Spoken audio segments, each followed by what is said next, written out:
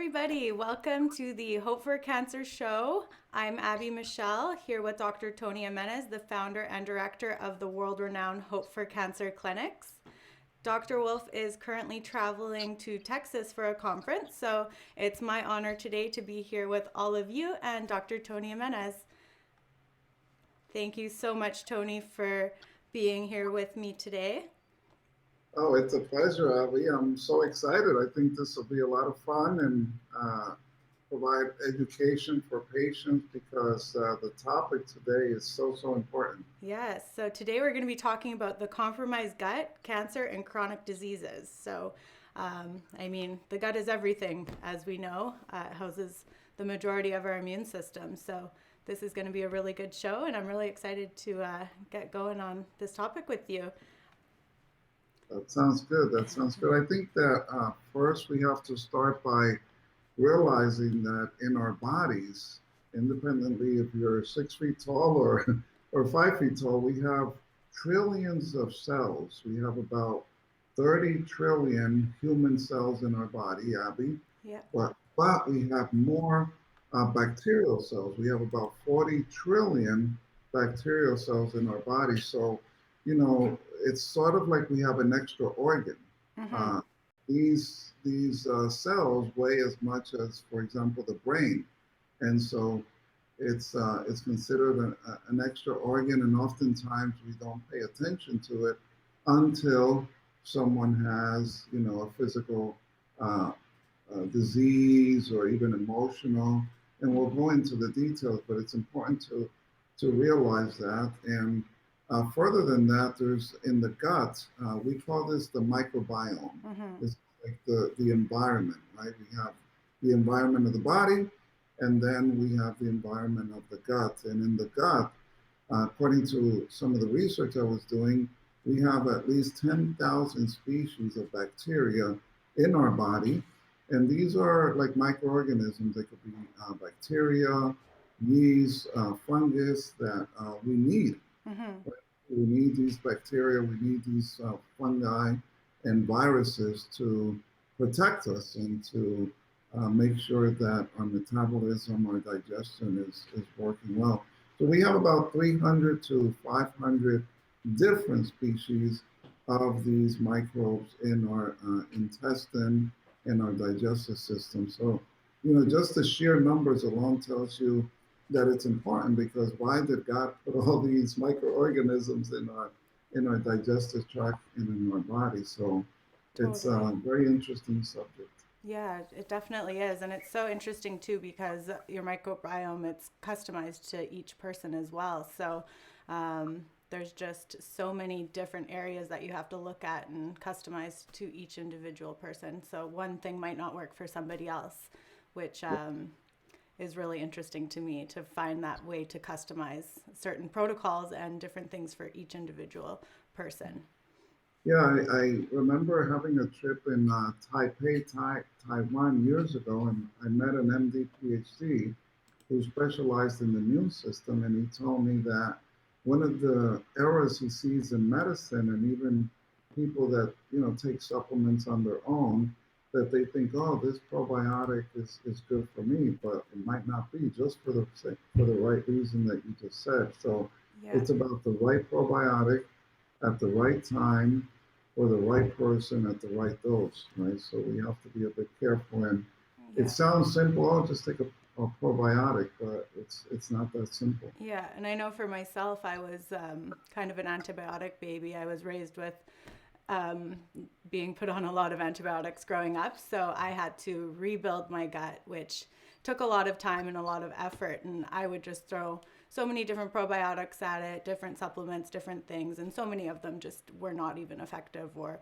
really didn't do anything for me. And it took a while to really figure out that customized, perfect plan to really restore my gut flora, which is an amazing feeling once you do get to that point. So it's a real honor to be able to help other people find that as well.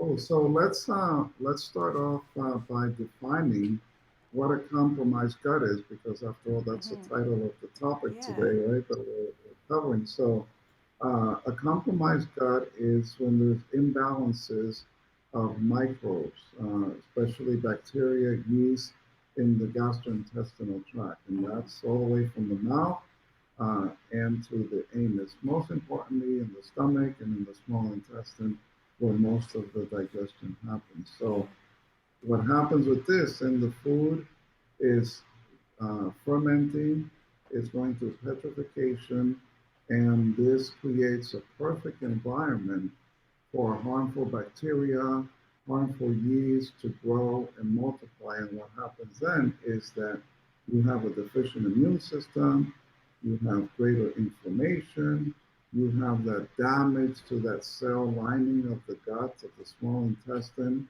and then patients or people start with the painful digestive symptoms, right? Yeah. And then all things break loose. Then the doctor, you know, uses words like irritable bowel disease, Mm-hmm. irritable bowel syndrome, leaky gut syndrome, Mm-hmm. SIBO, right, small Yeah. intestinal bowel organism. So at that point, what this is called is basically gut dysbiosis. So this being abnormal or change in the biosis or the living organisms in that area. So it's important because at Hope for Cancer we do an analysis for all of our patients, checking for gut health, and I tell you, Abby, it's no less than about 75% of all of our patients have gut dysbiosis Wow.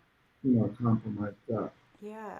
Well, and I mean, when you look at everybody's lifestyle these days, the standard American diet, um, the alcohol people are consuming, cigarettes, different types of drugs, the antibiotics, all these things, when we're not consciously aware of what we're really putting in our bodies and we're not combining things properly either, that's just going to create dysbiosis in our bodies and take us away from our true health, which is just not fair when we're not trained properly on how to take care of ourselves. When we're told all these other things that this is the way to do it, and it's just completely backwards. We should be doing a completely different program. It's very very discouraging at the beginning. So I understand how people get so warped in the other direction and then get stuck in their ways. But it can Yeah, be and it for the can be viewers or restored. listeners, I'm sorry, for the viewers or listeners, they might say, oh, well, that's the cancer patients, but not. I found statistics that were published in it's called the Cancer, it was a journal published in 2017 uh, that was, it showed that 21% of the population in the US has gastrointestinal conditions. 21%. Wow. And you're talking about a population of over 350 million people, right? Yeah. And I don't have the statistics for Canada, but in the EU, the European Union, it was 20% of the population have GI and gastrointestinal conditions diagnosed by physicians. 18% of the population in Brazil, and interestingly enough, in Japan, it was only 9%. It was one of the countries with the fewest, but still 9% of the population. That's a Yeah. lot. So this is really sort of a an epidemic worldwide that that GI conditions are being diagnosed so frequently. Yeah. Totally. And that's just leading to all these other things, leading to the chronic illnesses, leading to the cancers, leading to all these other things, which people just really need to hone in on that. Take care of your gut. Take care of your number one detox organ. That's what we really need to really take care of is getting that flora back in balance and yeah, just making conscious decisions on the foods we're eating and what we're consuming and our emotional state. Like I even know I'm taking a social media detox right now, which is amazing. So no social media, no TV, no nothing. And I have felt so calm and so peaceful, and my body has been functioning so much better just from cutting out something like that, where it's kind of ingrained in us now to be using those modalities all the time. So it's really eye-opening, what those technologies are really doing to our digestive system even. It is, and maybe if I could list some things that or diseases that are common with respect to gut health and dysfunction of the gut. First, when we went to medical school, it's kind of stressed upon us as students that it's simple. The gut is simple. This is the anatomy. This is the physiology, and that's all you need to know. But of course, science and research is always finding that in reality, the gut is an incredibly complex system, right? Mm-hmm. It's important in overall health, not just for local health of the gut, but overall health. And now the medical community is investing a lot of effort, finances, and funding in researching gut health because, there's the gut skin connection or the gut Mm-hmm. skin axis. Yeah. Patients that have dysbiosis, fermentation, petrification, or having more rashes, eczema, all kinds of skin conditions. Mm-hmm. And then, of course, the most famous one is the gut brain axis, right? That we're hearing Yeah. a lot about now. And that's maybe one of the reasons why there's so much depression in this world right now, Definitely. anxiety. Mm-hmm. Those medications are one of the most prescribed in the world are medications for depression. So I would challenge anyone out there that's watching or listening that if you're suffering from depression, anxiety, mood disorders, any of these things, Mm-hmm. please, insist to have your gut health checked, your microbiome. Yeah. And typically, as you know, Abby, this is not done by the conventional doctor because all they want to do is suppress the gastric Yeah. acid in the stomach and so forth. Right? So you really have to go to an integrative doctor or a naturopathic doctor in your area. Yeah. But please check your gut health. Yeah, and that's so important. I know um, with the clients I work with, and even for myself, when I was getting back to health, I had to figure it all out on my own because that's what they told me. Oh, it's just IBS. Oh, it's just maybe it's celiac. Maybe it's this. Maybe it's that. And all they wanted to do is put me on like painkillers or steroids or whatever it might have been to just numb out the pain and not actually find a solution for the problem. So I had to just take matters into my own hands and figure it out for myself. And it's so liberating when you just take your health into your own hands. Do Right. self-care, go to the people who are actually going to help you figure out what the real root problem is. And most of the time it is stemming in the gut, if not all the time. That's the number one place we got to look. That's right. Let's go over a few of the information that has been available in numerous studies that have been published in the last few years, even on gut health and its association with the following. First, it's associated, as you know, with, and you alluded to this, it's the immune system and immune health, because anywhere from about 70 to 80% of our immune system is in that small intestine, right? Mm-hmm. The beautiful architecture of the duodenum, jejunum, which is the first and second part of the small intestine. Uh, this is an area called Peyer's patches, right? Peyer apostrophe S, Peyer's patches. And actually, we use a therapy at Wolfe Cancer that was developed in Eastern Europe, and they found a virus in this area, especially in children between the ages of 7 and 11. In their research, they found that there's a virus, a God-made virus that's there protecting children, and they were able to remove this virus from the gut safely and then have it grow in the lab. And this is used in therapy to stimulate the immune system in patients with cancer. So it's quite Mm. powerful. And I bet you, Abby, that there's so much in there that we haven't even found out yet, right? Yeah. Well, Mm. that's amazing. So is this still in just like the starting phases of using this, or has it been used in clinical studies quite a bit so far, or how's that Yes. coming? It's actually an approved treatment. It's called oncolytic viral therapy. So it's a Okay. virus that has effect on the immune system and on cancer cells. And specifically, they studied it for melanoma. Uh, Okay. the work was done on melanoma, sarcomas, and a few other cancers. So now they list about 20 cancers that this has been effective in. And at Hope for Cancer, we've been using this now for about going on 4 years. So we're probably the clinic in the world with the most experience using this oncolytic viral therapy. And just this morning, I spoke with a patient from Boston in the US by the first name of Anne, who came to us about a year ago with an aggressive ovarian cancer. Oh, And thankfully, she's doing very well.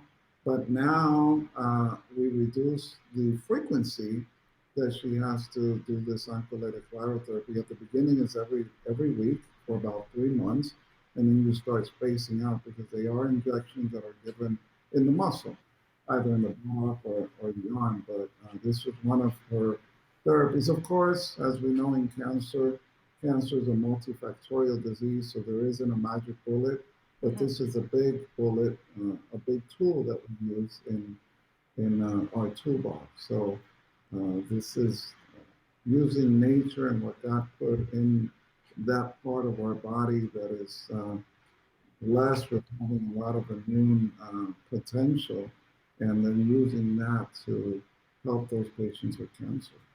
Wow. That's amazing. I love hearing about new therapies that are coming out like this, and we're not having to rely on any of the medical system toxic chemicals and drugs that most people feel like they'd have to rely on. So it's so important to get this news out there to everybody so that they know that there are other options, there are better options, more safe options, and working with our natural bodies and, like you said, what God gave us to heal ourselves with, right? So that's amazing. Exactly, exactly. And other things of why that is so important besides the immune system, it really controls and helps regulate our mood.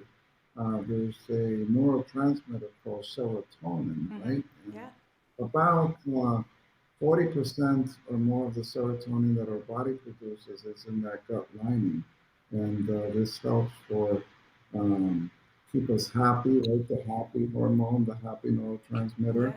And in patients that have mood disorders, depression, as I said earlier, anxiety and other things, Mm-hmm. uh, it is because the gut is compromised and they're not producing enough serotonin. Yeah. And, there comes the mood disorders, and maybe this is the reason why there's so much crazy stuff happening Yeah, in this world. exactly. No, I agree 100%. Like when I look back to the 90s, I like to think of that as like a good era. 80s, 90s were quite good. And there weren't as many of these issues that we are having today. And the foods were, I mean, the GMOs and everything were starting to become a popular thing for sure. But we didn't have like I don't remember growing up with Wi-Fi in the house, for instance, and I don't remember being on a phone all the time. It was cell phones just came into play when I was in high school. So it's just really interesting how the technologies, the foods that we're eating, the drugs that they've been coming out with and putting even kids on for ADD or whatever it might be, those are all affecting not only your mind, but they're affecting your gut. They're ruining your gut flora. They're turning the good bacteria as bad, causing Mhm. a mood alteration, and then you're going and doing all these other things nowadays that are altering your mood even more, like being on your phone all the time, or and especially like I find the big one too is like with social media. I find you're like comparing your life to other people, so your moods just completely get altered because you have like fear of missing out on things. You have you're longing to have something that you don't have. So by just cutting yourself off from those modalities, changing your diet to being more in tune with nature. I always promote plant-based diets, and just really checking in and figuring out what's really wrong in your body. Is it really anxiety? Is there something else that's causing it. You know, it's not usually, you're not actually depressed, you're not actually anxious like that. There's something that's really causing it. So you need to find the root cause of those things. And like, it's always going to come back to the gut. Right. And it's not about, as you say, giving antidepressants and Yeah. antipsychotic medications, Yeah. which then, lead to another host of problems, including liver Exactly. toxicity and so forth. So, we see that these mood disorders then become categorized as mental health, right? So Yeah. these patients are considered mentally impaired, Yeah. and then they go to the psychiatrist and give a lot of these other medications. And then we have issues with autoimmune stuff coming out because of the gut health, uh, Mm-hmm.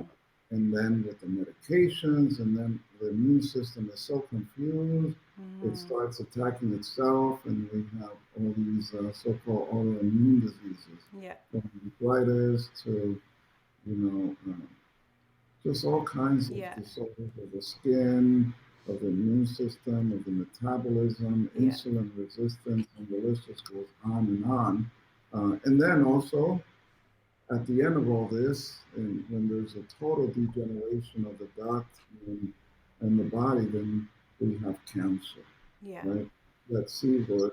Um, I was looking at a study that was published in 2015 in the journal called Science Translational Medicine, and it was cancer and the gut microbiome, an unexpected link.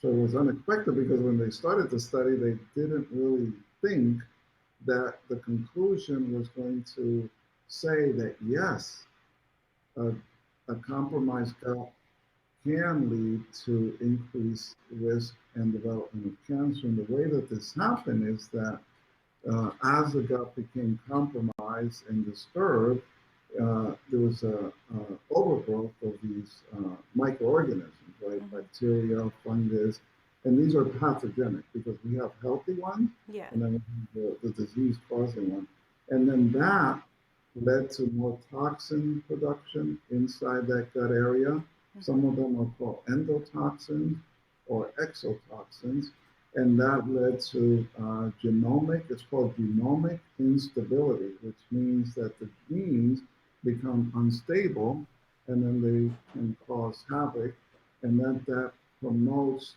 the genesis of tumor, the growth of tumor, and ultimately invasion in that area or distance area by cancer. Most typically, a cancer called adenocarcinoma.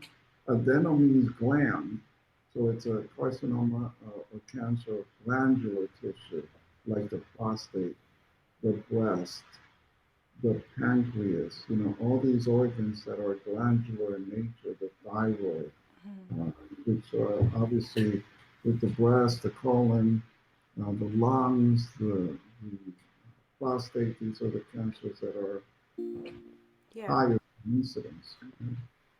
So it's not only, mood disorders and mental health and a deficient immune system, but even to the point of being a big factor in the development of cancer. And, it's kind of scary because one in every three females will have cancer sometime in their life, and one of every two male. Yeah. Uh, Yeah. The it's numbers just keep this topic, of skyrocketing. course, Abby, right, is something we should all really take seriously. And we're talking a little bit about what are some of the signs and symptoms Yeah. that can allow you to think that maybe there is a compromise. But Definitely. And before we get to that, we have a caller. So, caller, you can ask your question when you're ready. Hi, Abby. Hi, Tony. This is Susan from Chicago. How are you both Hello, today? Susan. I'm great. thank you Good. for coming, Susan. I've had the pleasure of talking with you, Tony, a couple times before on Q&A, and you've been so helpful. And Abby, you're always helpful as always too. Thank So you, I have a Susan. question today. You were talking about the gut-skin connection, and my question is this: I have three things happening with my skin. I know one is something that I remember my grandmother having quite a bit of, where she had large areas of her face and her arms that lost pigmentation. So it'd be just pure white skin next to this very dark skin. I'm noticing that I am starting to develop that now on my forearms and also on my face. The second thing that's been happening too is I get these little kind of like circles, red, purple circles, and then after about a week or two, it turns to like a brown uh, circle, and then it just stays brown circle. The last thing that happens is I get also these other kind of light brown circles that turn into kind of like crusty scabs, and then they stay forever. I have seen a dermatologist about the two issues, not the pigmentation issues, but he's telling me that that's fine. Don't worry about it. It's just something there. But I'm looking at what you're saying about the gut skin connection and wondering what causes it. Could that be coming from the gut? Because I do suffer and have for years with severe constipation. Been working with Dr. Wolfe on that, doing the detox tea and the tea caps, and I'm on the whole plant-based diet for about the last year and a half. But I'm just looking at all these skin issues, especially the pigmentation one, because I don't want to end up like my grandmother with these great big huge patches all over her face and her arms, and wondering is there something that I can do at this point. I remember them saying years ago, oh, she has liver diseases from her liver. Is it caused by the liver, the pigmentation, or is it a gut thing? Well, thank you, Susan, since this topic today is about the compromised gut, let's focus on this for a little bit. And I think you're on the right track. Of course, a dermatologist will either give you something to try to mask that or, put topically on the skin or just say it's okay, not a problem. But remember that the skin is our biggest organ. And even in traditional Chinese medicine, TCM, the skin and any blotches or marks on the skin is really a sign or a signal of an internal dysfunction. And I believe that because as you just reminded us, the gut skin connection, I think that's one of the first places we have to go to. It's hard to perfectly identify what has to be done in your situation, but let me give you and give the viewers some solutions to a compromised gut. Number one is that we must reduce stress. And so evaluate yourself of why this is, of how stress in your life could be um, contributing to this. And of course, ways to reduce stress is walking, exercising, meditation, praying, yoga, spending more time with family and friends. All these things that hobbies that can help you decrease stress. So it's important. You said in the forearm, and if you could see me, I'm pointing to the forearm. So from an emotional perspective, we use the forearm to push people away or to protect ourselves. So think about that also from the perspective of psychological or mental stress or conflicts in your life. When in your life did you have to push someone away? Maybe not literally, but maybe figuratively. Because also it's not just where these skin marks that they occur in the first place, but where? Why in the forearm? Why not, in the leg or the buttock or somewhere? Why in the face? So in the face is more, um, from our emotional perspective, is that you want to be seen. So there's a mark there, so you can see yourself more. Or what is it in life that you're trying to hide so the mark is there? So we have to. It's not a bullet point answer here, but it is something for you, Susan, and the viewers to contemplate, right? Auto analysis to look at stress and emotional component as a possibility here. It's interesting too, Dr. Tony, that all of the kind of brown marks and the crusty marks and the brown marks, those are all basically on my legs and on my arms, and just the white pigmentation is basically on my forearms, and then it's just starting on my face. And Mm. I agree with the stress thing. That's a very, very good point. I also wanted to ask. I know I grew up on a dairy farm years ago. We didn't use sunscreen, and we were out in the sun an awful lot. I know both of my parents have had basal cells removed from their faces and things as a result. Could these items that I have turn into that as well? It doesn't seem It doesn't seem like it from what I just heard, and how you're describing these areas. It doesn't seem to, but the crusty spots on the leg is more for protection because a crusty spot is like a layer. It's different than the skin turning, whiter. That's Hmm. more for visibility, but the crusty is protecting you. So maybe your legs were something that you use to protect yourself, either kicking or running away or something a blow that you were trying to protect yourself with. I'm trying to just to give you some ideas and parameters of combining, the compromised gut from a physicality to the stress and the emotional component. So I don't think that these can turn to basal cell carcinoma, for example.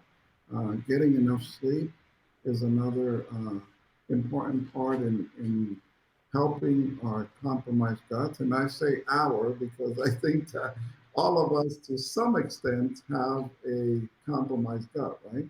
Yeah. Other things is the basic laws of nutrition. I'm a naturopathic doctor as well, and one of the simple, basic areas of helping your gut is just by eating slowly, chewing your food, not diluting your food when you're eating, meaning don't drink liquids with the meals, drink your drink before or after, right, Abby? You're Yes. smiling. Yep. Staying hydrated.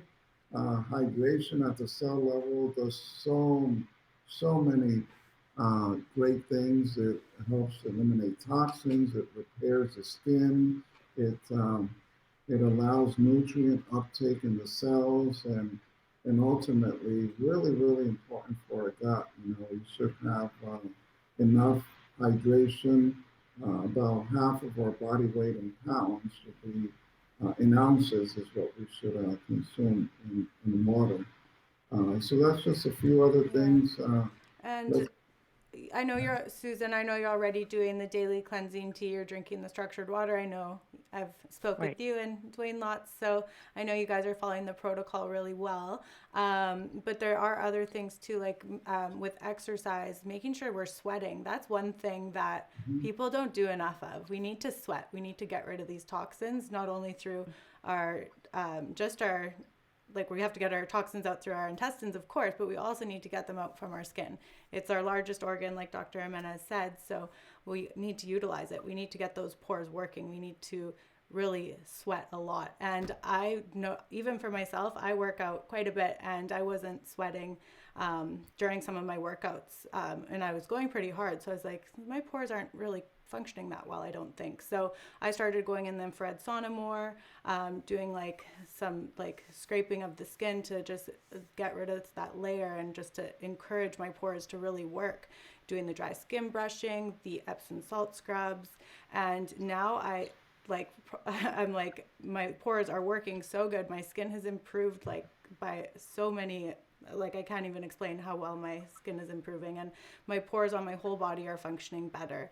And just even little things that I noticed, like on my shins, because I played soccer my whole life. I had lots of scar tissue in there. They don't heal as quickly. Like when I get an injury on my legs, like I injured them at the gym, and the injury wouldn't heal that well. So I really worked that area out, trying to stimulate the circulation and getting blood flow to the area, because it just wasn't getting enough, and it already started to heal like probably 3 times quicker since I've been doing these other therapies, including and Well, it's along interesting. with everything else.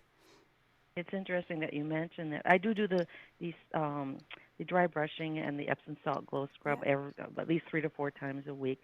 I do exercise every day, but not to the point of sweating. yeah, Um, yeah, so that makes a huge difference. I did want to mention too, as you know, Abby, I started doing my first session of deep tissue treatments with one of yeah. Dr.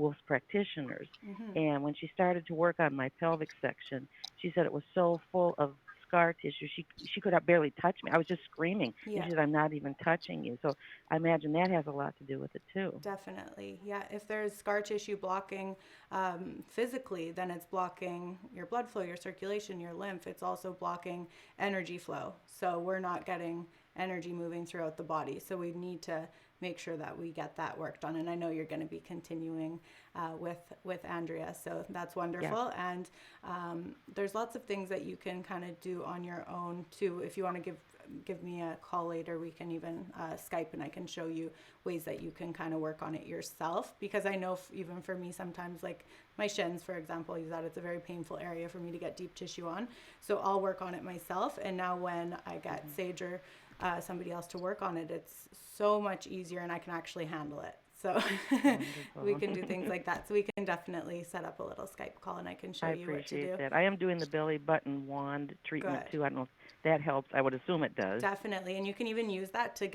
use it in the pelvis more, not just on the belly button. You can kind of work your pelvis with it too. Oh, Yeah. okay. So I can show you that Well, so you do it well, correctly. thank you both very Of much. course. As always, it's a pleasure. I appreciate all that you do for us. And until I talk to you next time, be well. You too, Susan. I'll speak with you soon. Okay, Okay. bye-bye. Bye. Oh, thank you, Susan. Oh, that's so exciting to hear a caller like that, Abby, and to know that she's being so proactive and following the recommendations that you and Yeah. Dr. Wolf have given her and the team there, because that's what it takes. Nowadays people are waiting to get sick Yeah. because that's Exactly. how society is. But you have to be proactive, and it's about prevention. It's about lifestyle changes. And I know here I'm at our Cancun clinic at Hope for Cancer. We have two clinics, one in Tijuana, Mexico, which is south of San Diego, California, Yeah. and the other one in Cancun. There's a lot of Canadians that come here, by the way, right, for vacation and so forth. But I'm here, and I participate in some of the therapies that we give our patients also. And near-infrared sauna is one of my favorites because we see every day that cancer patients have an inability to sweat. Cancer, we know it's an inflammatory disease. The association with the gut is so prominent. We know that cancer is a cold disease.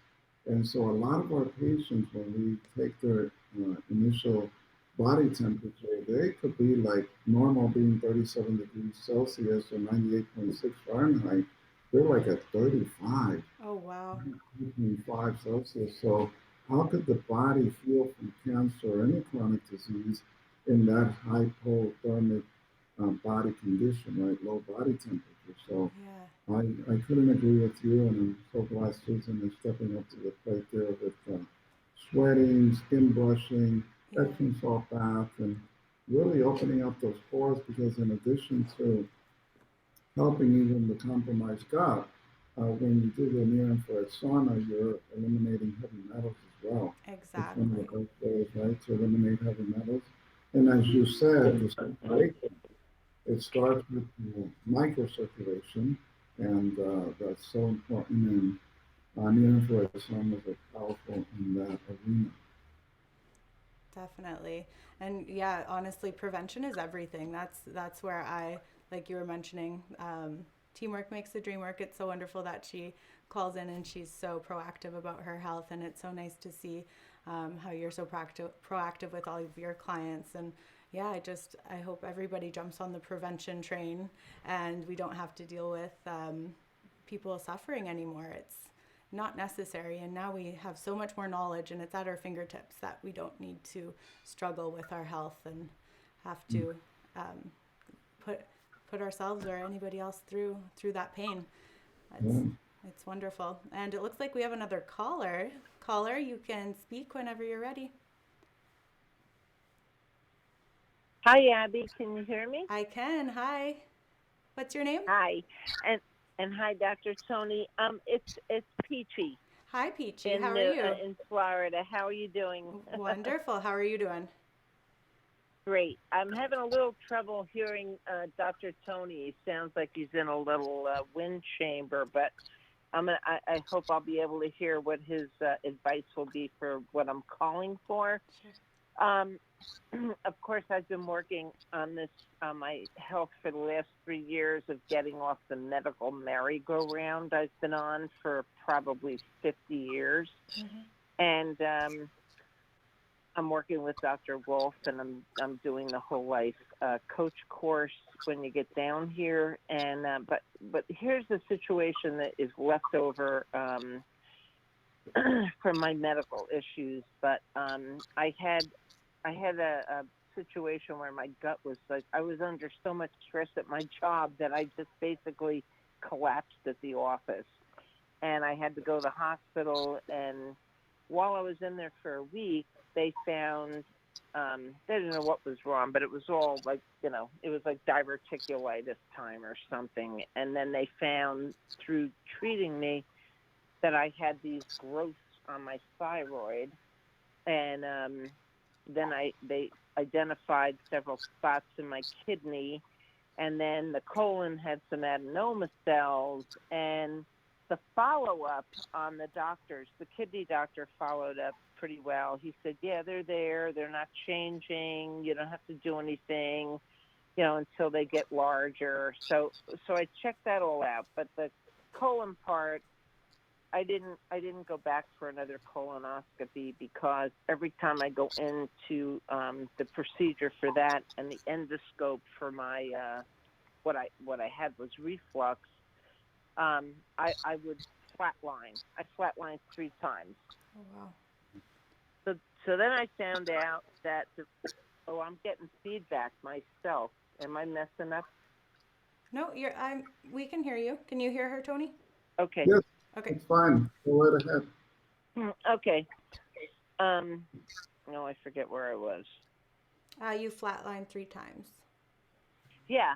So finally, the last time I went in for the procedure, I basically, said, look, every time I come in here and I do this, I have to go to the hospital because, you can't be at a clinic or I'll be Joan Rivers. But so I finally got an anesthesiologist to tell me that it was my vagus nerve or vagal nerve or some kind of nerve, but they never told me how to stimulate it until I found the belly button, the belly button treatment with Dr. Wolfe.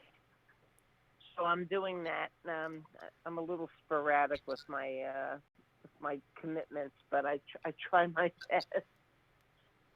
So I'm just wondering, pretty much, I don't want to go back into the medical merry-go-round, but I'm concerned. I still have these lumps I can feel on my throat and the thyroid. I've gotten them reduced because I use the essential oils sometimes, but I haven't done it recently. And they had wanted to biopsy me. And I said, I don't want you to biopsy it. But the doctor, the endocrinologist, said, well, I want to be in the room with you. And if I could biopsy, just I have to put it in as biopsy. If we don't see anything, we won't do it. And so when they went in, they couldn't find it. I had used the essential oils, but they're back. They're here. And it's my fault because I forgot which essential oil it was, and my life is kind of chaotic. Yeah. Any advice for how I should proceed with following up about these things? Or I'm on the whole organic, the whole structured water. I mean, I'm on the whole thing from the Truth About Cancer series. I saw you, Dr. Tony, in Orlando, give your speech there, your talk there. And I just wonder, what would your advice be to me where my doctors basically left me in this limbo? And it's been 2 years since I've had any tests on these things.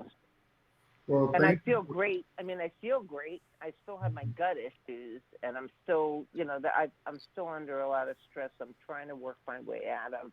But would you have any advice what I should do to try to heal myself from those growths going on inside? Well, one of the things, thank you for your comments and for being present at the Truth About Cancer. It's a wonderful event, and like like the truth about cancer in this show, we're giving a lot of educational tidbits to people. So what I would do for you, my recommendation is to I wish you could come to us in Cancun. Maybe from Florida, it's pretty close. But you need, in my opinion, you need an integrative, holistic assessment. What does that mean? That means I would like for you to have, and this you could do in Florida, have a thermography done, because a thermography will look at the functional status of organs and tissues and glands. In your case, it would look at how the thyroid is functioning.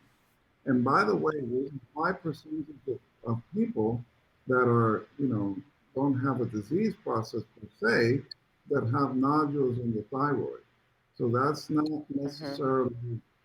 that's not necessarily a disease process. And now we're seeing that more and more every day. And I believe this is because of the stressors, the EMF, people are on the go, go, go, go. And the thyroid is a gland to help us keep up with ourselves, right? And when we're trying to run faster than we can, and either physically or psychologically, the thyroid is going to respond to try to slow us down. And these calcifications or nodules are forming. When that gets to an extreme situation, then that's when thyroid cancer happens. So the first thing is to have a thermography. There's two types of thermography. One is called a infrared digital camera thermography. That's with the camera that's about 18 inches from your body, and it's scanning you. The other one is called a contact regulatory thermography, and in this case, it's a probe. I don't know if you can see me with the probe. You put it in 118 spots in the body, and that's the one I like, and that's by a company called Alpha Thermal Diagnostics. Alpha Thermal Diagnostics, and that's a contact thermography, very accurate in assessing health and function of organs, tissues, and glands. So that would be my first step. The second thing that I would recommend is when you have an ultrasound of the thyroid, ask them to do, tell the doctor to order it with a Doppler. A Doppler means that they will look for blood flow.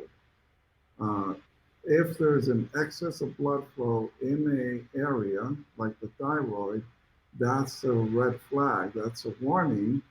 Possibly, more is going on than meets the eye. And sometimes even pre-malignant or malignant situations happen when there's increased blood flow. So almost all patients that have cancer in any organ that we could visualize with an ultrasound, like the breast, the prostate, the thyroid, um, and other places, we see increased blood flow to that area. That's one of the characteristics or hallmark of cancer is increased vascular flow. So the thermography, the ultrasound with Doppler or with color to look at blood flow. And then more recently, we are blessed to have a screening technology at Hope for Cancer that's called, it's a long name, but I'll say it anyway. It's photodynamic infrared spectroscopy, or just for short, PDIS, Peter David India Sally, PDIS. And what this does is it checks for circulating cancer cells in the blood or circulating tumor cells, also called stem cells, cancer stem cells. And so this is a minimally invasive procedure. We put a catheter in the arm, like when you get an IV, and we use a technology to scan all your blood.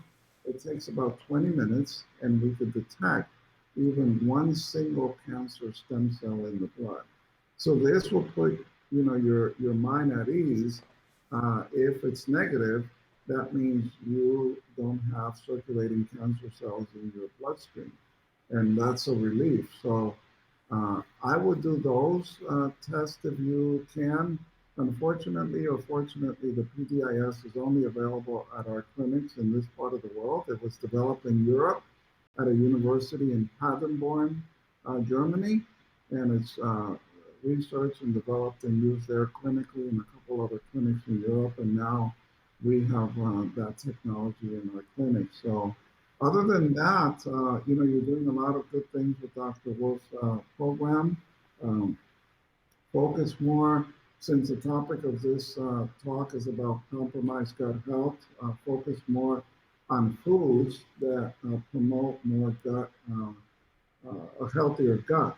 Uh, Legumes, berries, asparagus, leeks, peas, oats, bananas even, right? Mm-hmm. And of course, you have to see how you tolerate these things, but those are general categories of food that have high fiber that improve gut health. The garlic and onions, right? Very good for stimulating and improving that gut health and your immune system, and even have anti-cancer effects. The garlic does. Fermented foods, as you know, like the sauerkrauts, the kimchi, other foods like kefir and tempeh, right? These fermented foods are so valuable. Homemade bone broth, not the one that you buy in the store, because who knows how long they're sitting there. So make your own bone broth. Salmon, mushrooms are also good for gut health. So try to concentrate a bit more on those foods and eliminating, if you're, I'm sure you're not, but if you are, for the viewers out there, eliminating processed and refined foods and high fat foods, right? But those really compromise our guts. So, Mm-hmm. we could take it further if you can or decide to come forward for cancer, maybe for a few days or a week at the most. And if you want information about that or any of our viewers, just email me at Doctor at hopeforcancer.com, and that's the number for doctor at hopeforcancer.com, and I'll pass that information to our staff, and we'll take it from there. So hopefully, I know Abby has a lot to add. She's like waiting to jump in, but No, hopefully, that was awesome. Such good information that you shared. And the scan that you do, is that at the Cancun and Tijuana clinics? yes, Okay, yes, the wonderful. idea is, well, all these we have at both clinics, Abby. Yes. Awesome. That's Mhm. that's such an amazing technology to be able to offer. I love that. And also, like you were saying, the food's so important. The whole list you gave, they're all prebiotic rich foods, which feed your good bacteria. So that's wonderful. Yes. And the only thing, I don't know, Peachy, but I don't know if Dr. Wolf has you on the Divine Vine, but that would be really good for you right now, because it's going to help to chelate any heavy metals out of the thyroid so that we can get that iodine in there. And I'm sure you're already taking the iodoral, and I know that you are following the I'm protocol. not. What is it Oh, called? okay. So are you taking the iodoral? No. Okay, so that's iodine potassium supplement, which is it's a time release as well. So you get the right dose throughout the day.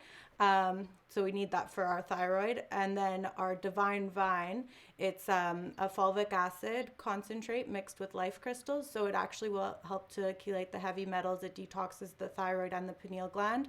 And it's also going to infuse the thyroid with homeopathic iodine as well. So they're very amazing products when you use them together, especially. They're going to help to really correct this, because when we get the heavy metals in the receptor sites in the thyroid, then our iodine can't get in there. So we need to make sure we're detoxing those out for sure. Yeah.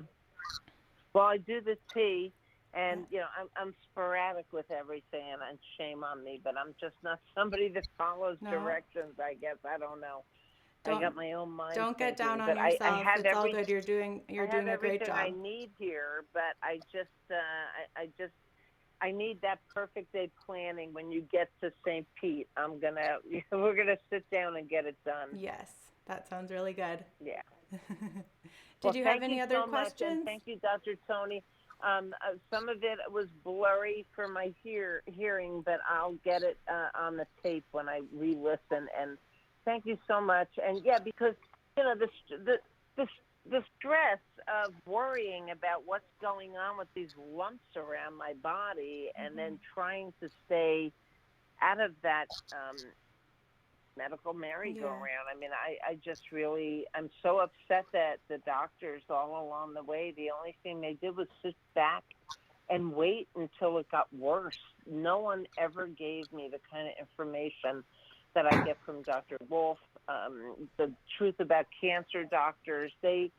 Everything they say puts me back in charge of myself, and every time I go to a doctor, they want to pull me back to their, medical model. And I've kind of fired them all now. Well, you did the right thing. And the essential oils that you'd be using would be frankincense and true essence. Those would be the two that you want to use. Frankincense and true essence. Was there another sort of I thought I was using like either, oh gosh, I can't remember what it was. We do use the thieves on the throat, so you might have been thieves.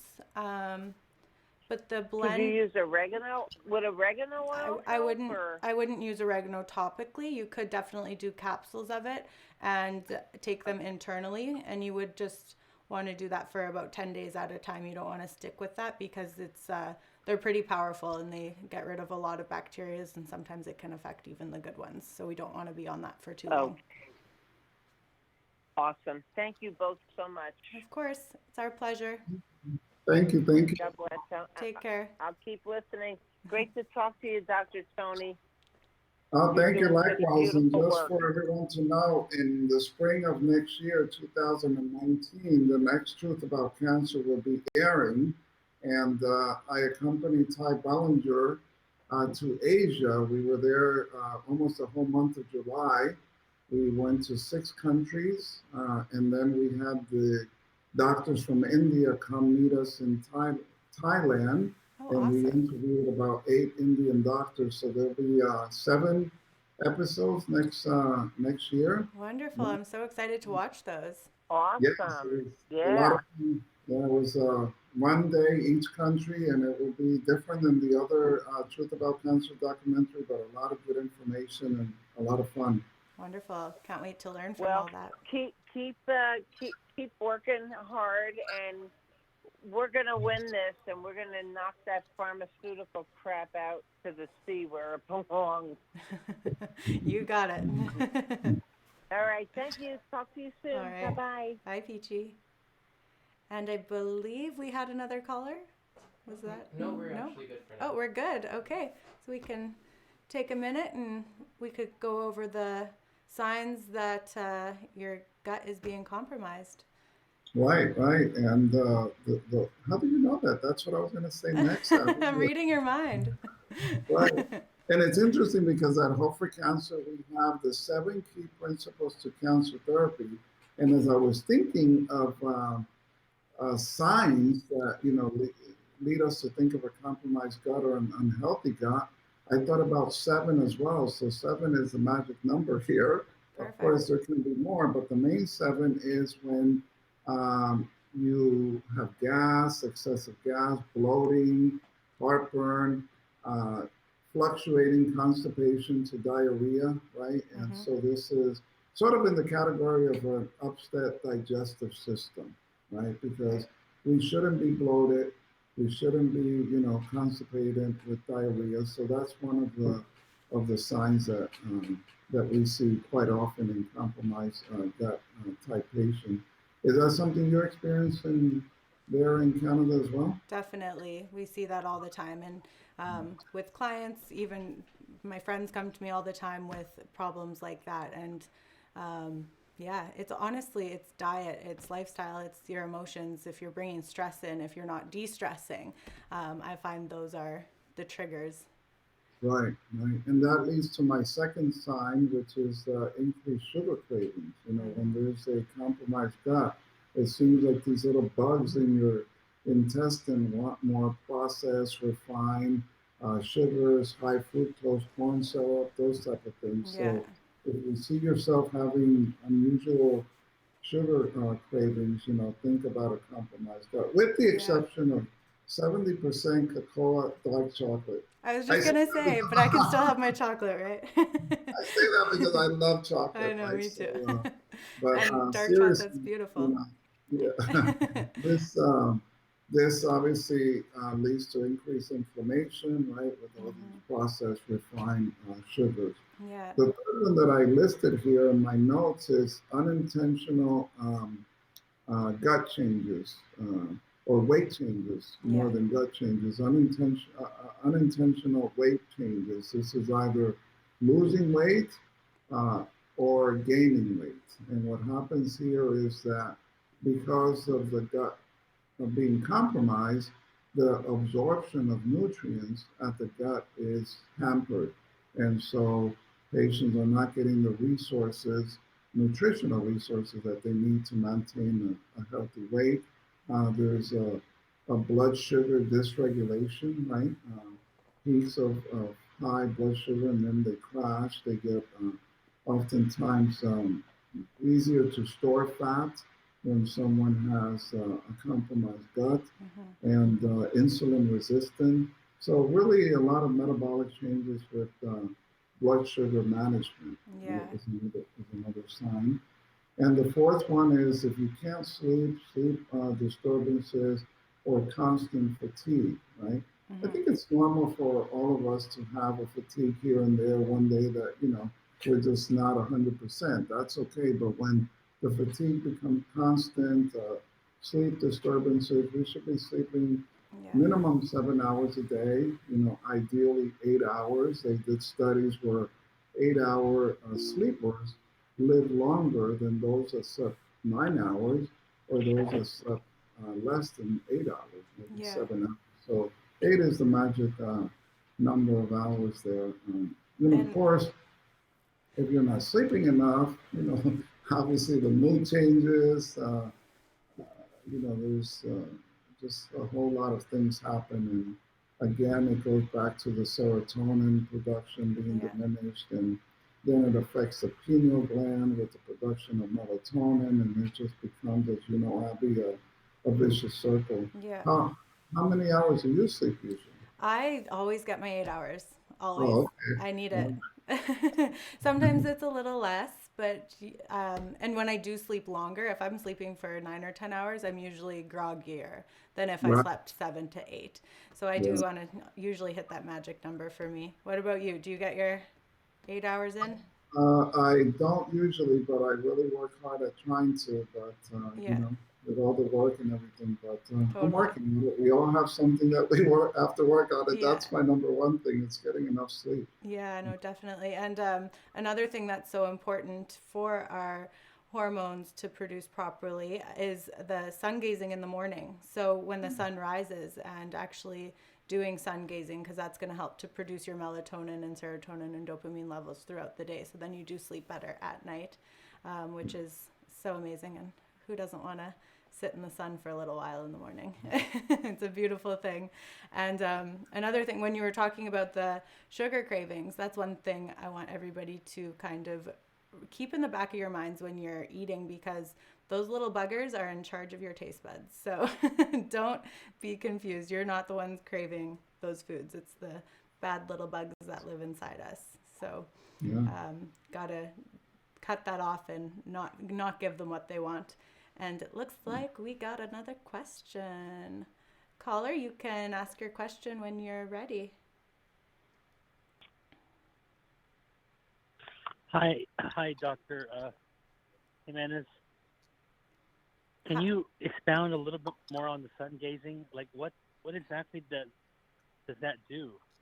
Yeah, so when we're sun gazing in the morning, it's stimulating our pineal gland and it's helping to produce more dopamine, serotonin, and melatonin throughout the day. So that way, when we go to sleep at night, the effects from sun gazing early on in the morning are staying with us, and we're able to get better sleeps, and we're able to perform better throughout the day because it's helping to reprogram our DNA, because we have light receptors Oh, all I see. over our So, bodies, so that when we're getting programmed by the sun, we're getting new information from universal consciousness infused into our bodies.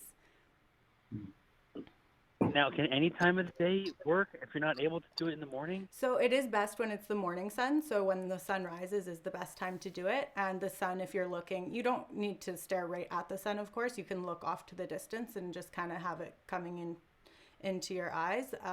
I will usually look off to the side, and then I'll bring my view back into the sun after my eyes kind of adjust to the brighter light. And you want to do it for about 20 minutes in the morning. That's best. And it is better to also be in as little of clothes or no clothes as possible, because you want it to get all the light receptors throughout your body. Yeah, I try when I can. Well, Yeah. I have a massage table at another home, but yeah, I can't always get there to do that. Yeah, and I mean, if Can you I do ask it later you, on in the day, then that's fine too. what But should I address if I'm steadily gaining weight and I'm eating less food okay, year after year, but I'm gaining more weight every year? okay. So are you exercising, or what's your what's your diet like? Has it been um, changed at all? Like, are you eating? You said you're eating less, but what are you eating less of? Uh, well, I am eating less junk food. Okay, well I that's do good. eat a lot of rice, Yeah. Okay, you're eating rice. and I've been taking. Yeah, my wife makes me a carrot apple juice every morning.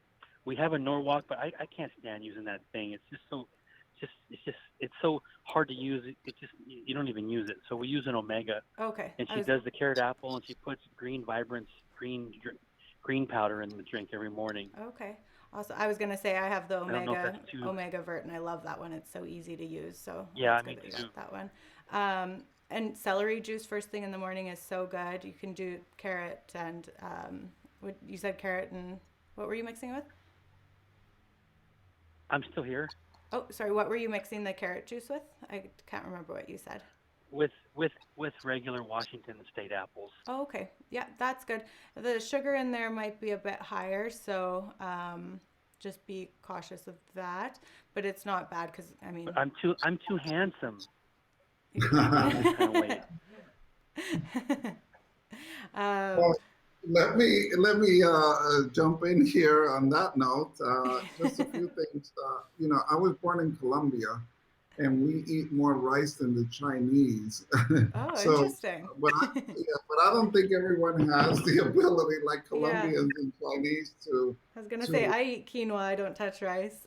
right, to metabolize and do well with rice, and we do.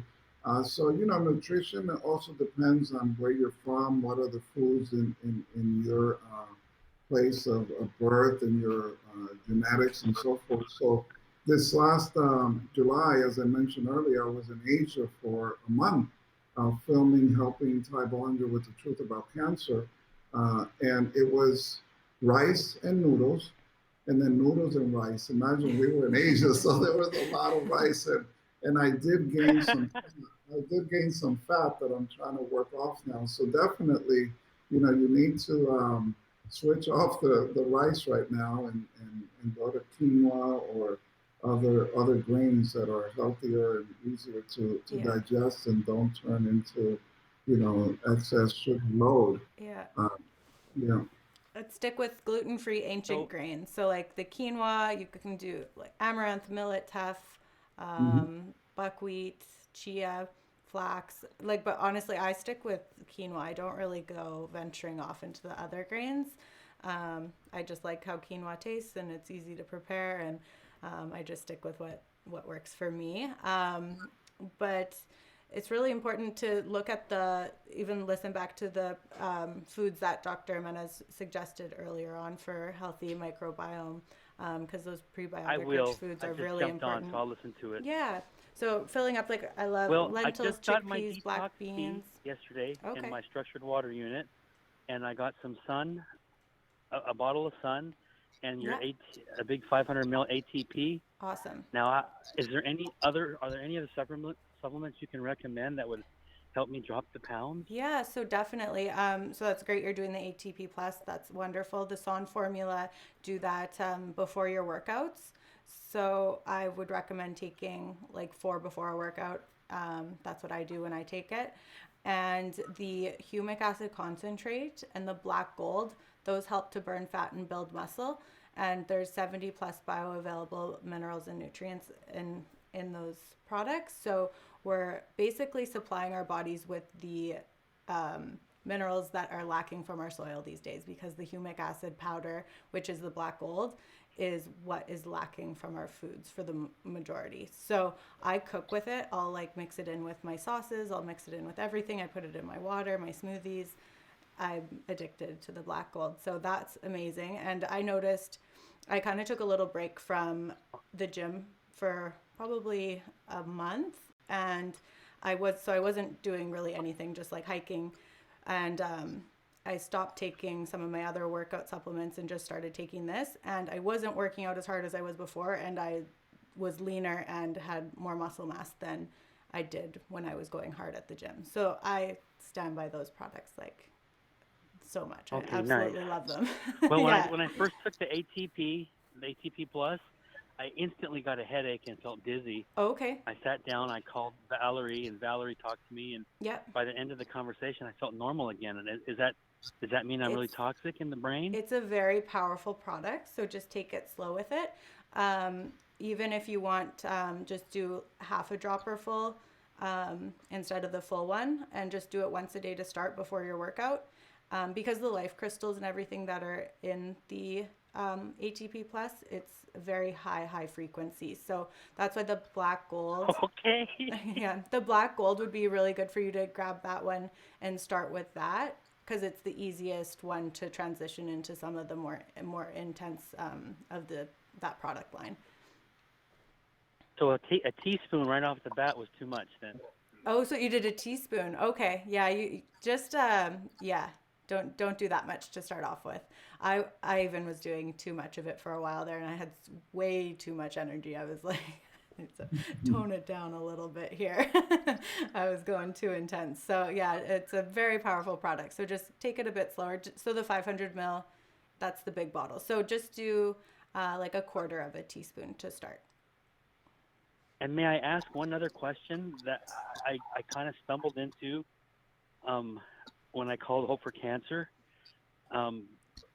I don't have cancer, but they mentioned they have a product that helps break down nagalase. Dr. Jimenez, are there any food supplements that we can find in the U.S. that helps to break down nagalase? Not that I know of. Nagalase is an enzyme, as you know, that is produced by cancer cells to decrease the ability of macrophages that are like Pac-Man cells in the blood and in the tissues. Every tissue of our body has macrophages. These are Pac-Man type policing cells that are waiting for any cancer cells to start to develop to engulf them. Also, they engulf bacteria and viruses. And so cancer cells are very smart, they're very tactful, and they produce an enzyme called nagalase to suppress this ability of macrophages to gobble them up. There really isn't anything other than any immune program that upregulates the production of macrophages and the activation of macrophages that will, if cancer is developing and nagalase is being formed by the cancer cells, then, you want to keep those macrophages up. So, of course, any immune system treatment or supplement, just keeping your immune system optimal with a healthy gut is important to not have that need for, you know, cancer cells to be suppressed. But So would that be the Immune Power Plus that you'd want? yes, the Immune Power Plus Yeah. is definitely important here. The good anti-inflammatory foods and all the good things we know, exercise and sleep and all that, because they all help the immune system. But the Immune Power Plus is like something I take all the time as well, especially when I'm traveling. I even up the dosage of that. So the other thing I wanted to say to the caller before he hangs up about sun gazing is that, you know, now fall and winter is coming and that might be a little difficult. So In Canada, they have a company called Verilux, V as in Victory, Erilux, Verilux.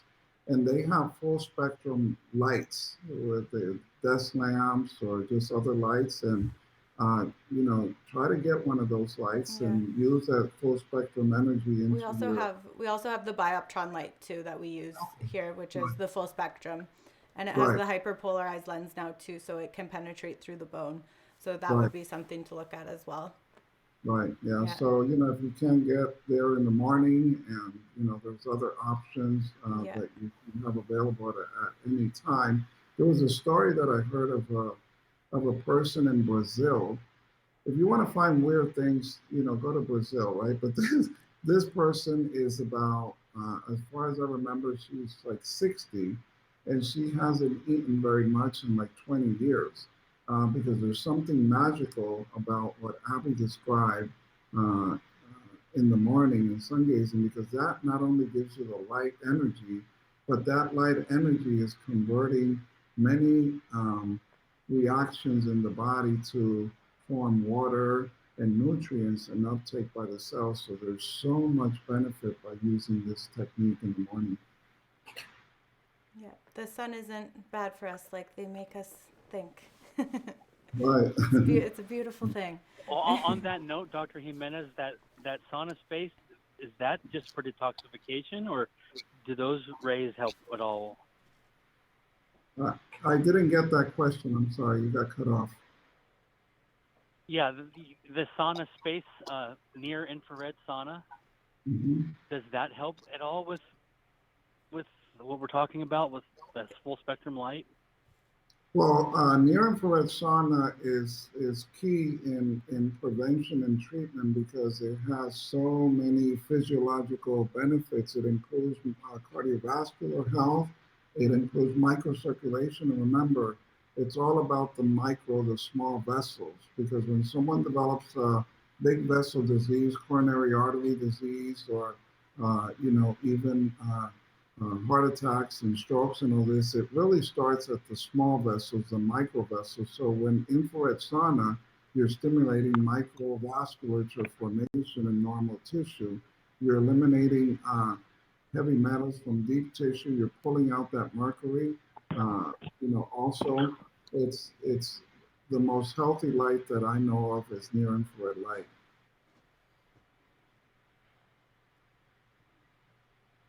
Awesome. Okay.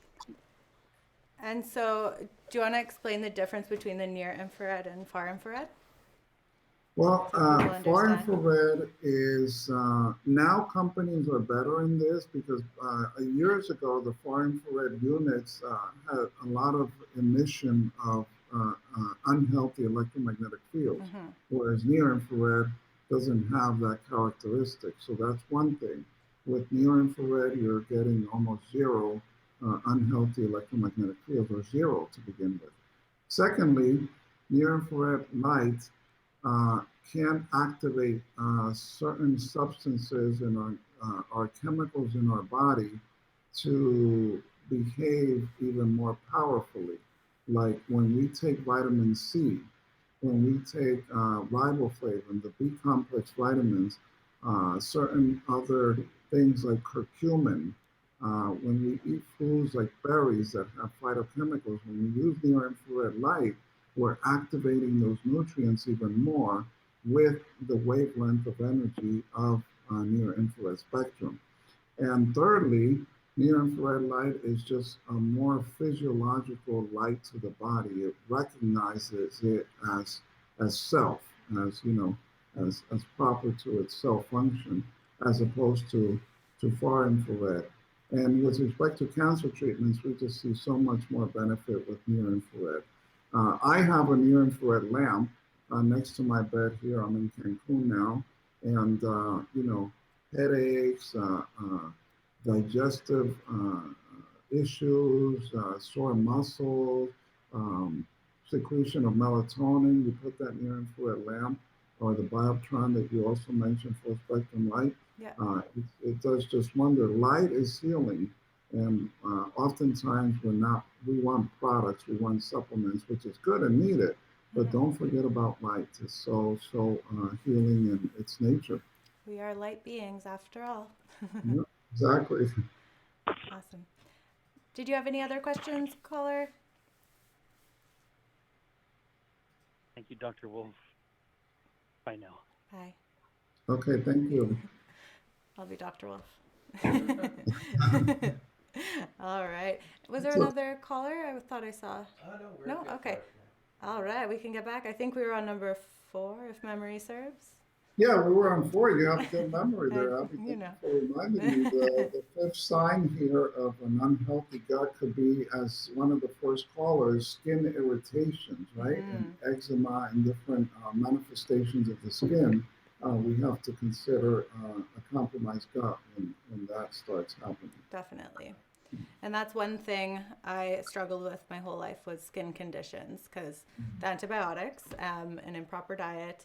And the one thing I would go to the doctors for my skin all the time, they would put me on antibiotics, birth control, and not tell me food had anything to do with it. And that was a bold-faced lie because the minute I cut out gluten, dairy, animal products of all sorts, and quit drinking, my skin went back to how it should be. I mean, there were scars and stuff from problems, but no longer any actual problems going on. So really look at the foods you're eating. Are they inflammatory? Are they causing mucus buildup in your gut? Are they causing you indigestion? Are they causing you bloating? Because all of these things will show through on the skin eventually. And that was like kind of a double whammy, right? Not only was he ignoring, or she was ignoring the gut health, but then they were compromising it even more with Exactly. antibiotics, which is one of the things that damages the gut microbiome the most is antibiotics. And nowadays, also with this opioid, epidemic, these painkillers are tremendously damaging to the gut microbiome. Yeah. So you see these people with opiates, and their moods are changing, they're committing crimes and all this. So it's just a vicious circle. Yeah, totally. And also I want to speak to the younger girls out there. Birth control is not something you need to go on. I understand the reasons for it. I get that, but just putting your hormones out of balance with something that shouldn't be in your body is not the way to go. They put me on it when I was in grade 10, and that's just not okay in my opinion. So really use discernment when you're looking at different options for contraceptives, and if it's for a skin condition or your hormones aren't in balance or your period isn't regular, don't resort to that. Look at natural options. You can always give me a call. I'm always around to give you advice, but that's just not the way to go because it's just not worth it. You're going to have weight gain, you're going to have skin problems. Then when you go off of it, your hormones are going to be even crazier than they were when you went on it. So I just wanted to put that out there too. Excellent point there, and that leads to the sixth sign of compromised gut health, which is when you're diagnosed with an autoimmune disease, right? Because autoimmune diseases are related to a deficient immune system and, of course, inflammation. And so then, they're suppressing the symptoms, and the symptoms are there as signs of something that's dysfunctional in the body. So anytime you hear about you potentially having an autoimmune disease, and anything that is inflammation will end in itis, right? ITIS. Yeah. That's arthritis. Anything that ends in itis, that's inflammation. So if this is what you think you have, and I say think because it goes deeper than that, then consider a compromised gut. Yeah.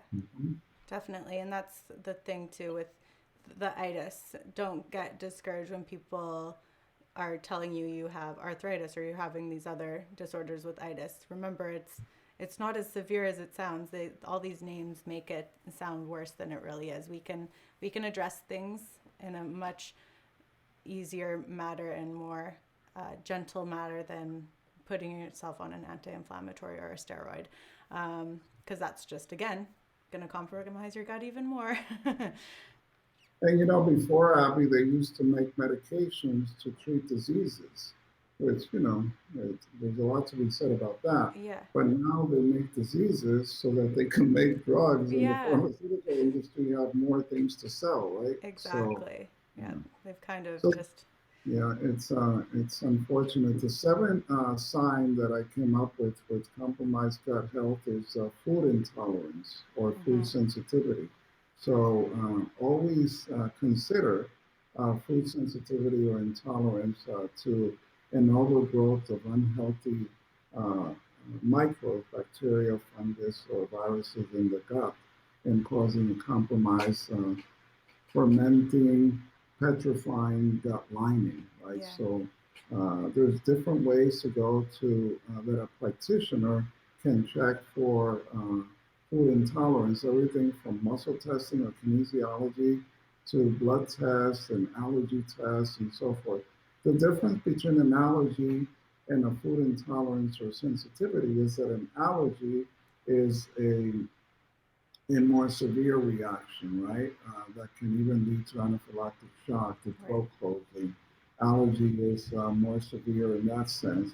A food intolerance is like you eat something and you're not even really sure if it's the cause of your bloating or your constipation. Food is meant to give you energy. So it doesn't matter what it is, even if it's broccoli. And after you eat broccoli, you're sluggish, you have mental fatigue, you're tired, you want to go to bed. There's something about that broccoli that is not good for you. So listen to your body, learn how to observe these things, and with EMFs and gluten and dairy and all these things. So as Abby said, those are the first three things we have to eliminate from our nutrition plan, in my opinion, is processed and refined sugars, gluten, and dairy. And do those three simple things that can become very powerful to eliminate food intolerances or food sensitivities. Yeah, definitely. And also another one, again, I'm going to speak for myself because that's all I can do, but with animal proteins as well. I read this interesting article where this doctor was talking how people think they get energy from eating animal proteins and they're getting stimulated from it. But it's actually because when an animal is slaughtered, they start decaying right then and there. So there's a long process before it actually comes to your table of it just decaying. And so it has all these bacteria and different things living in it that are trying to break it down and decompose it. And when we take that protein in, it actually, it seems like it's stimulating us, but it's actually because it's a poison to our bodies that it's actually stimulating us. So really take a look at trying to go completely plant-based. That's the diet that I found works best for me and for my digestion and all over health. I stand by a plant-based diet, definitely, but I thought that was a really interesting fact. I never really thought of it in that way, that it was actually stimulating the body because it was more of a toxin or a poison. Mm-hmm. Yeah, thank you for that, Abby, because just we need to eat live food. If you plant the seed, it's going to grow. Yes. If you plant the piece of meat or chicken, it's not going to grow. It's going to ferment and petrify, and maggots are going to start getting to that area. So think first about plant-based. I call it the Garden of Eden plan. And healthy, live, green food is ideal. I just got a text message that I have to read because this is exciting. And it says, this is from one of our doctors in our Tijuana clinic. I won't say the patient's last name, but it says Diane H. with breast cancer, advanced breast cancer, was treated at our clinic 1 year ago. The major lesion is dramatically smaller. Tumor markers are all normal. And this is a patient that came to us, as I said, a year ago, and she's coming now for a follow-up visit. And so we're very excited. And then another doctor says she was very responsible with her emotional growth as well. So wow, right? It's not only about the treatment, it was about her emotional growth. And with that, we know that we're improving a compromised gut. And this is a big part of her healing, I am sure. So just a nice little testimonial that I just received. Love Yeah. that. So Mhm. nice to hear back from people that have come through. Yes, yes, yes. So where are we, Abby? I think can we We start well wrapping we it up? Do we have other callers? yeah, we got to number 7 on the list. Is there any other callers? No, we're good on We're callers. all good. Well, do you have any last words that you would like to share? Well, first of all, from a cancer perspective, I always like to say for the viewers and listeners, cancer is not a death sentence. Actually, cancer is not even a sentence, it's a word. So it can't be a death sentence, right? It's only a word. Yeah, Uh, exactly. yeah, right? So don't believe when the doctor tells you you're terminal. Yeah. Well, you could believe it because actually we're all terminal, right? Yes. You could ask your doctor, hey, doc, are you not terminal? No, we're all terminal, right? So they're using all these words to instill fear and be proactive. Look outside the box, start with the 7 key principles that we have as our founding philosophy at Hope for Cancer. You can check out our website at www.hope, the number 4cancer.com, hopeforcancer.com. And the key is prevention, but if you are stricken with cancer at any stage, please don't hesitate in getting informed, getting education, and giving us a call, and we'll be happy to guide you in your journey towards health and healing. Because it doesn't matter if you're in stage 4 or stage 1. That's just a number or stage. Healing is yours, Yes, and we all can heal. Uh, definitely. um, it's important to start with that mental aspect of educating yourself, and of course, right, Abby, not operating out of fear. Yes, exactly. Got to take it into your own hands and then consult with the people who resonate with you and who you feel are going to help get you to the finish line and get you back to your authentic self.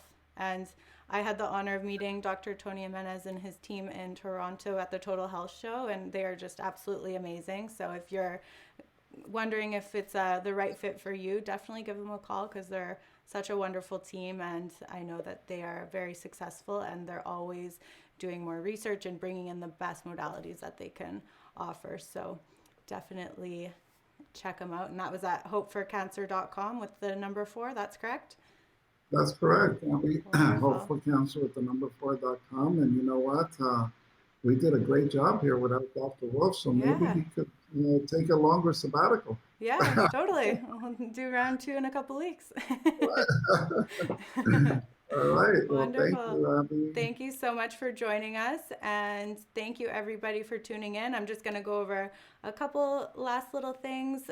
We're doing our certification courses in St. Petersburg, Florida. So it's our whole life coach certification, Wolfe Deep Tissue, and the Wolfe Nonsurgical. So that starts on the 22nd of October and goes till November 9th. The whole life coach is the 22nd to the 27th, Wolfe Deep Tissue from the 29th to the 4th of November. And then we have the Wolfe Nonsurgical from November 6th to the 9th.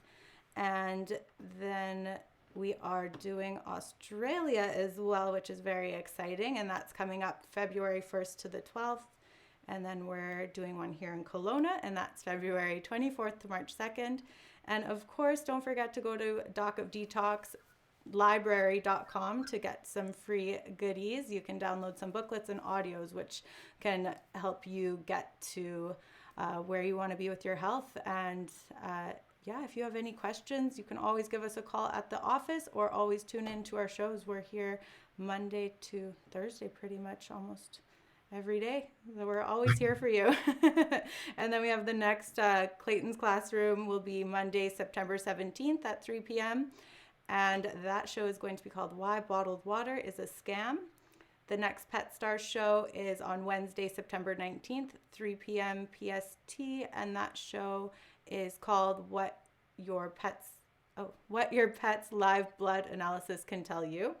And then the next Energy Medicine show with Marcel Wolfe is Monday, September 24th at 3 p.m. PST, and the show is going to be called Healing with Light Energy Medicine. And we have our Braveheart Nation on Tuesday, the 25th of September at 10 a.m.